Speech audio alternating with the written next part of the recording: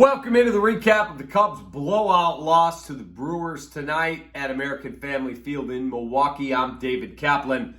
This was a 0-0 ball game, folks, in the seventh. You got 6 outstanding innings out of Drew Smyly. Cubs had a couple of opportunities. They didn't have, obviously, much going offensively, but they did have Nico Hoerner on in scoring position, and they ranked Christopher Morel up on a horrible call. Was that far off the plate.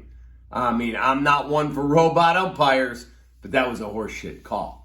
But then in the bottom of the seventh, Rowan Wick was just horrendous. Horrendous.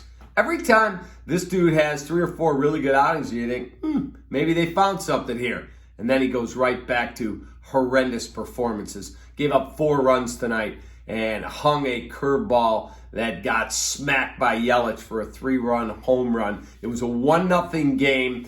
Christopher Morel made an error on a throwdown from third base. It's 1-0, and then Yelich. And here comes one, and it's just spinning and spinning and spinning. Bam!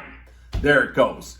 3-run bomb, 4-0, and for all intents and purposes, ball game was over. The Brewers were able to get 2 more home runs, a solo and a 2-run shot for the final margin of victory. But the takeaway from the game tonight is the better team won.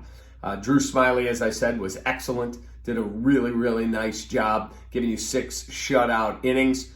And Rowan Wick and Michael Rucker were not. They were terrible. 7 runs in between those 2 dudes.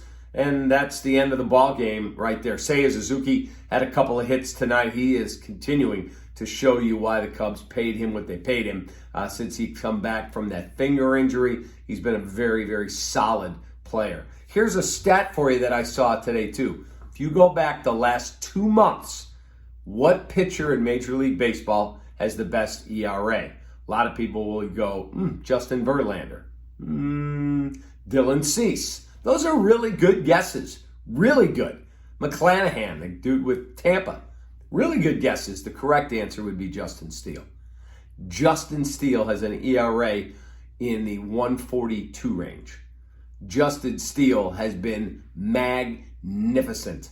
And I was listening to him on an interview today on the game. And he feels fine, and I don't know what the Cubs are going to do. Are they going to skip a start? That's some of the rumor because his back tightened up in his start yesterday.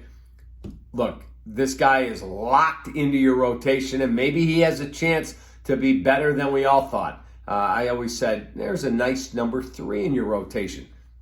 Maybe he's going to be better than that. That certainly would be a great thing if you could pencil him in up near the top of your rotation, thinking he's a 1-2. Well, then it makes your offseason so much easier because finding dudes like that are costly and very, very difficult because everybody wants them. Again, Cubs lose 7-0.